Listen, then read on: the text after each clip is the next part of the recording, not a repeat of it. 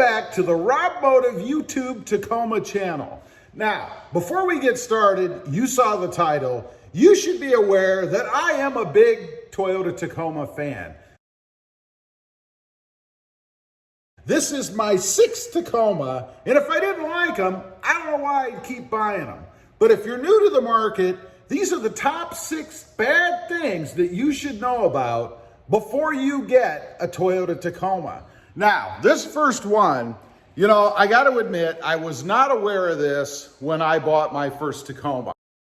I got it home, I was looking underneath, and I discovered or came to the realization that the bed in the Toyota Tacoma is composite plastic right here. You see, I thought that it was a liner over top of steel.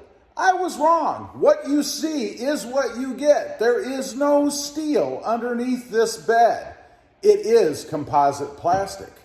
Number 2 of the 6 top bad things you should know about the Toyota Tacoma is the motor. Not the motor itself, but the way it's set up. The Tacoma is underpowered.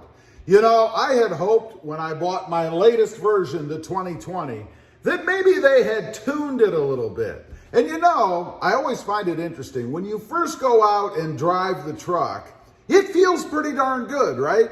It's not until you get it home and you live with it for a while that you realize the Toyota Tacoma is indeed underpowered.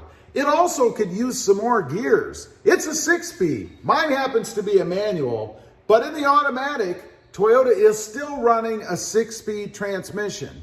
It really deserves a bit more power and at least an 8-speed automatic transmission to go with it. Number 3, the back seat is tight.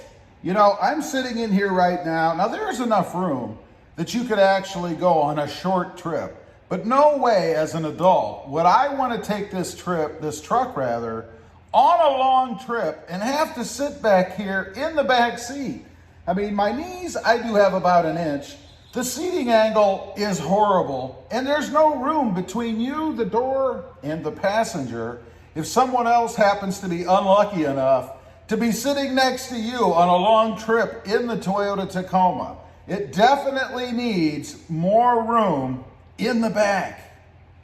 Number 4, as we carry on with our 6 top bad things you should know about getting the Toyota Tacoma, is the entry area, the driver's side or the passenger side entry area.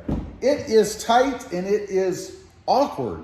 When you go to get in, you have to watch that you don't hit your head on the roof. How do I know that? Because I've done it. Now, the way you get in, if you have a step, you kind of have to step up and angle yourself down a little bit, right?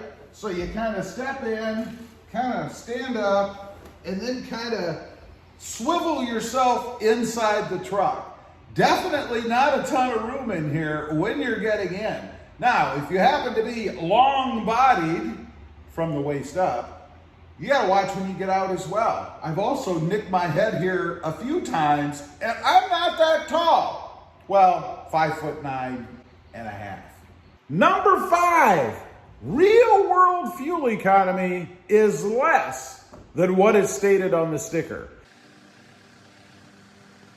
You know, the sticker says I'm supposed to be getting an average of 18 miles per gallon, right? 17 in the city, 20 on the highway.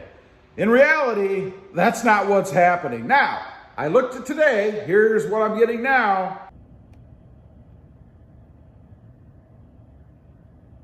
And it's 16.3 miles per gallon. Now that's actually better than what I typically get. Normally, I'm somewhere right around 14.7. So they're not exactly spot on when it comes to the sticker and the statement of fuel economy. Number 6, it's a money pit. Now, I don't mean because of repairs or maintenance or anything like that. You are buying what is probably the most modded truck on the planet. And sooner or later, you will catch the modding bug too. Before you know it, you're 10, 15 grand in. Not cheap. Anyway, I just wanted to get over here for first-time buyers or maybe someone who hasn't been in the market for a Tacoma for a while and go over the top 6 bad things you should know before getting a Toyota Tacoma. Even with all these things in mind, I still love the truck. There will be a positives video coming up as well because we have to be fair, and I do love the truck. Leave a comment, let me know what you think. Have you considered these things? Do they matter to you? I'd be curious to know. Also, real quick, if you're interested, I have 2 additional channels, RobMotive Tundra, my newest channel, about the redesigned Toyota Tundra and my quest to get one to add it to the channel. And RobMotive JT, all about my 2020 Jeep Gladiator. Check them out, and if you're interested, please consider subscribing. Don't forget to click that notification bell so that you don't miss out on any upcoming videos. And do me a favor, smash that subscribe button on the way out. Thanks for watching. Stay safe out there. Bye.